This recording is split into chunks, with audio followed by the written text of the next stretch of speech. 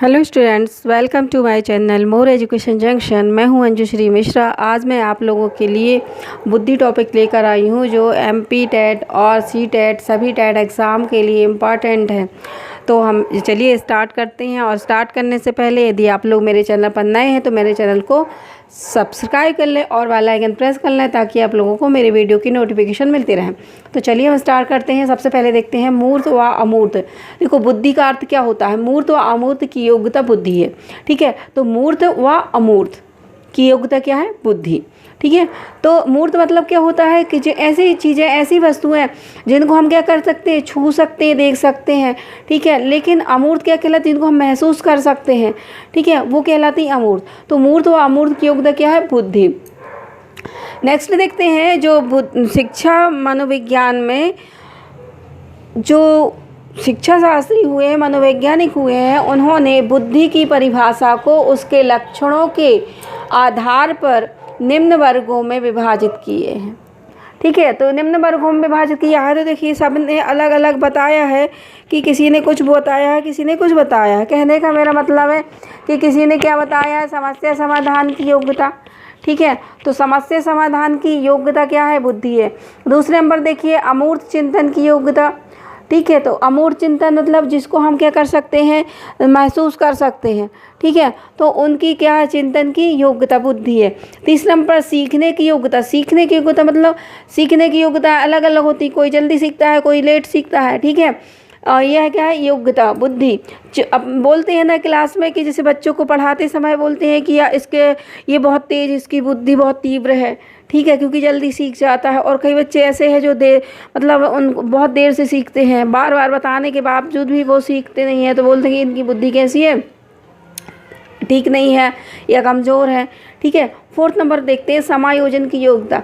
तो समायोजन मतलब जिस माहौल परिस्थिति में हम रहते हैं उसमें समायोजित करने की योग्यता क्या है? बुद्धि है।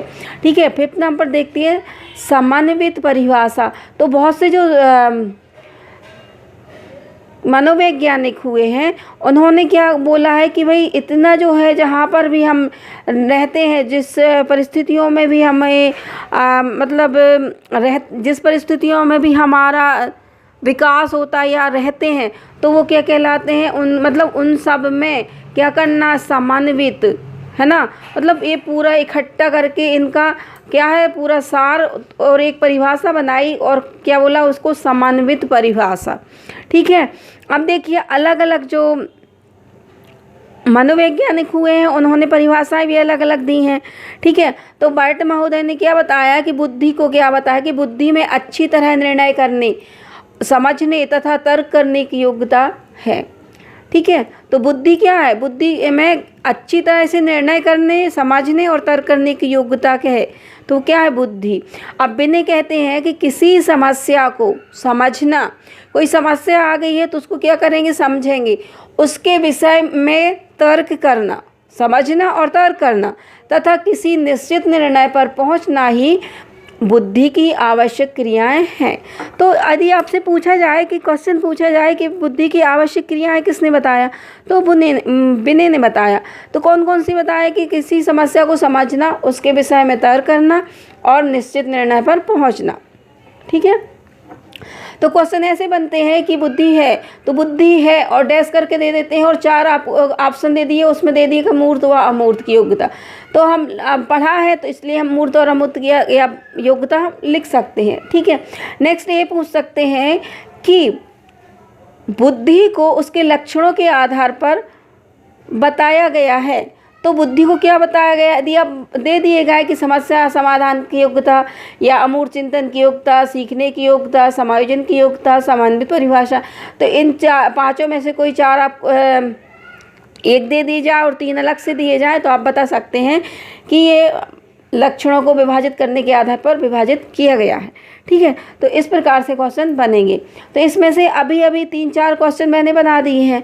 ठीक है, तो इसी प्रकार से क्वेश्चन आते हैं और मैं नेक्स्ट आप लोगों को वीडियो डालूंगी, वह डालूंगी परिभाषाओं का।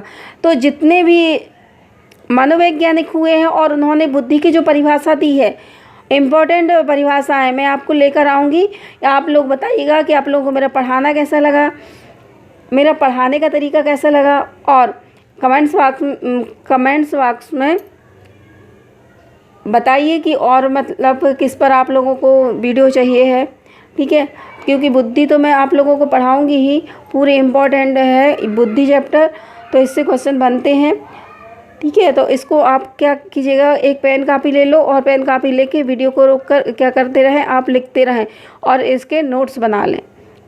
मैं आगे आप लोगों के लिए और भी वीडियो लेकर आऊँगी। तब तक के लिए जय हिंद, जय भारत।